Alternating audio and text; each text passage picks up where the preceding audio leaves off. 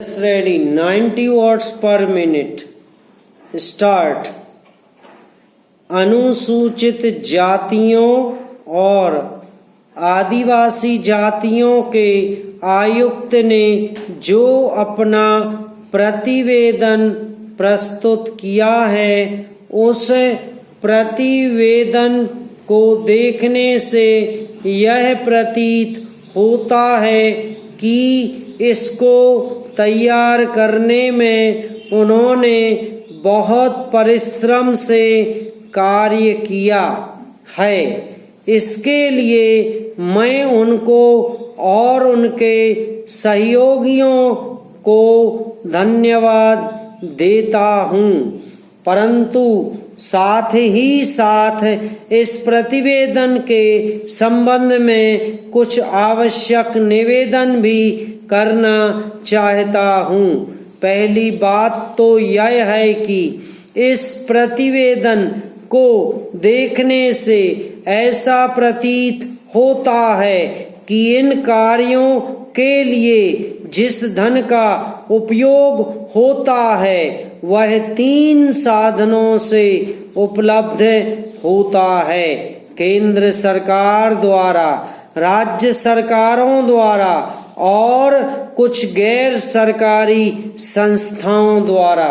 प्रतिवेदन के अनुसार जितना धन इन कार्यों पर व्यय करने के लिए दिया जाता है, उतना धन पूरी तरह से व्यय नहीं हो पाता। मैं यह नहीं कह सकता कि आवश्यकता से अधिक धन दिया जाता है या कार्यकर्ताओं को वह धन प्राप्त ही नहीं होता, जिसकी वजह से वह बिना खर्च हुए बच जाता है।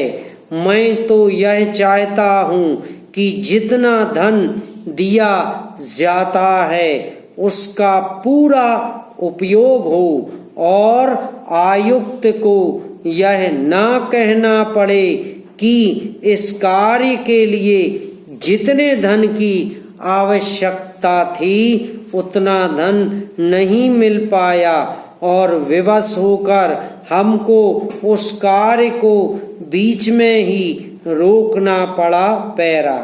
जहाँ तक राज्य सरकारों का संबंध है, बहुत सी राज्य सरकारें अभी तक इस कार्य में असावधानी से काम ले रही हैं और इस कार्य को उपेक्षा की दृष्टि से देखती हैं।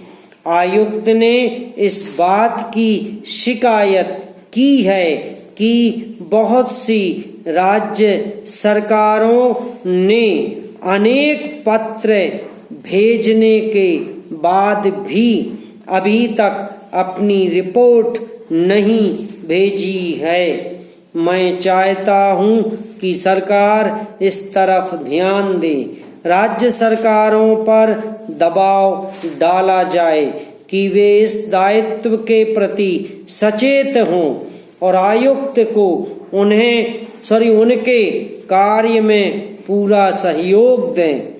जहाँ तक गैर सरकारी संस्थाओं का संबंध है, आयुक्त ने अपने प्रतिवेदन में इस प्रकार का संकेत दिया है कि केवल कानून या सजा के द्वारा ही इस समस्या का समाधान नहीं हो सकता।